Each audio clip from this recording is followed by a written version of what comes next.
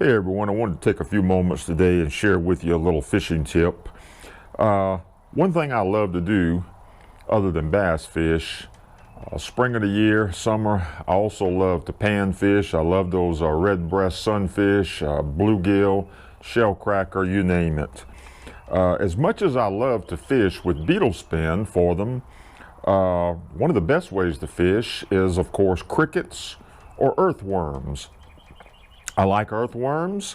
I love what's called blue bait. It's exclusively, I think, probably most found in the low country swamps of South Carolina. You may be able to find them other places, I don't know. And I would like to maybe share a video in the future of how to get your own instead of having to purchase them.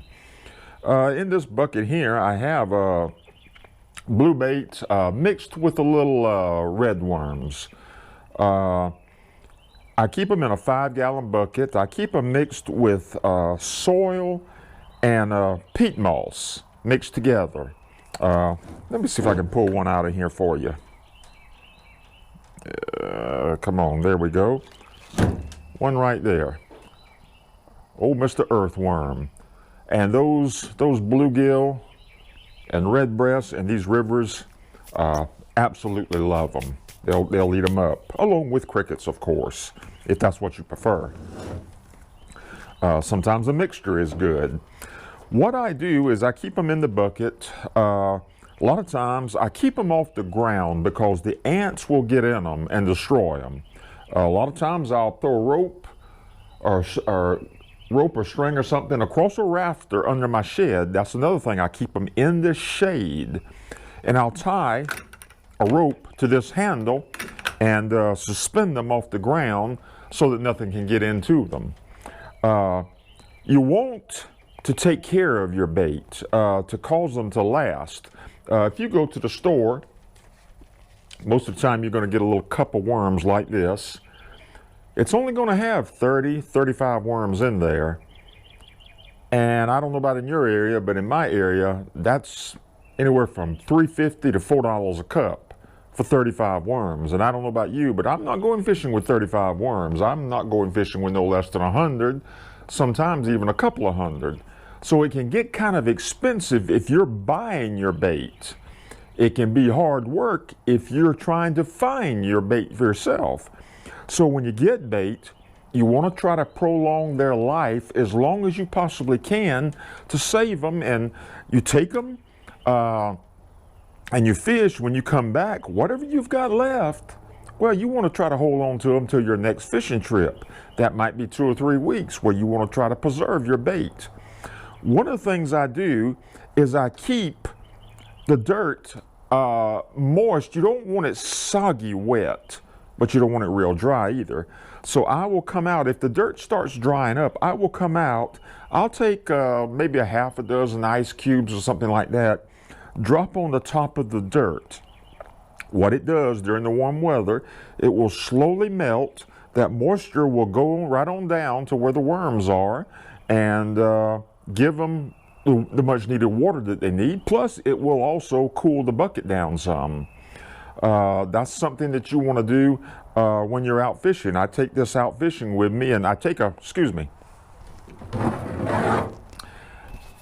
top with me. You don't want, when you're out in the boat fishing and you're out in the sunshine, you don't want these setting out in the direct sunshine coming down on them. That's a way to end the worm life also.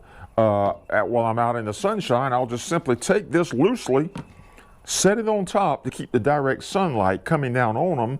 And every so often, I'll also, most fishermen, they're going to have a cooler. They're going to have ice in it for the fish or for drinks or whatever. Reach in there every once in a while, take a few blocks of your ice, drop in there if the dirt seems to be drying up from the sunshine and the heat, and cool them down a little bit while you're out there. Another thing is you want to feed your worms. Yes, worms eat. You got to have something for them to eat. Well, when my wife goes and purchases a head of lettuce, the first thing I'll do is I usually always take on the lettuce the first couple of outside wraps of the lettuce. And I like to take the lettuce and I like to tear it up, pinch it up inside the bucket. And then I like to kind of just shake it around and get the dirt over top of the lettuce. They will actually, the red worms, the blue bait, they'll actually eat that lettuce. That's a food source for them. Keeps them alive. You don't put food in there for them. You don't keep moisture in there for them. And you let them dry out. You're not going to have them very long. And I don't know, but if you go buy 200 worms at cups with 35 in there at $4 a cup, well, maybe your bank account's a little larger than mine, but I kind of like to preserve what I got for a while. That gets kind of expensive. So it's a great way to preserve your worms, earthworms. They're absolutely dynamic. I love fishing with them in Edisto River, bottom fishing. I'm hoping to have a video in the future about that for the red breast sunfish and the bluegill. We done that back in the 70s as teenagers, and I mean, we absolutely tore them up. So hopefully I can have a video in the future about that.